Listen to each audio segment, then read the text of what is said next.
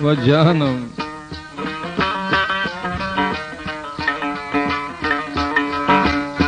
Karanlık geceler, bulutlar yerde o canım.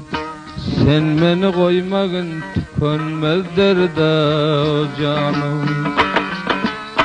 Sen beni koyarsın derdin içinde o canım. Zerre takat bulmaz merdin içinde o canım. Kara senin gözlerin, canım aldı sözlerin. Aynadan ak yüzlerin, paşası sen kızların.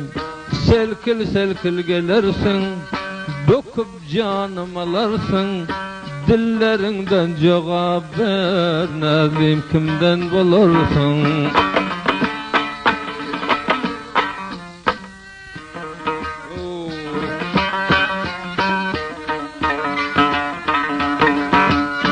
Kurban olam senin corak halına dilber. Lebimdesin lebindeki balına dilber. Leblerin pistedir, kanttır nabattır o dilber. Işkında yananın yüreği ottur o dilber. Kara gözün sürmeli, kara zülfün örmeli.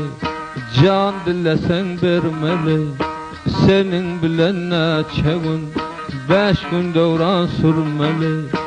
Canım aldın dil bilen, yüzün mendeş gül bilen.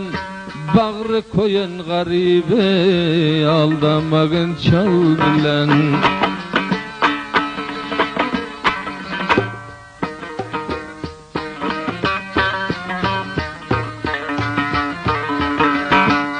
Ay aydan geceler oğrun bakarsın o dilber. Namazgar sallanıp öyden çıkarsın o dilber. Namazgar sallanıp canım alarsın o dilber. Böküp oynap toy meylise gelersin o dilber. Örüm örüm zülflerin, aklın aldın halkların. Çok sinandan mülklerin, mulgarıp ne dersin? Aşıkların canına mün bela uzadarsın. Özün bezep toylarda ilere göz edersin. O canım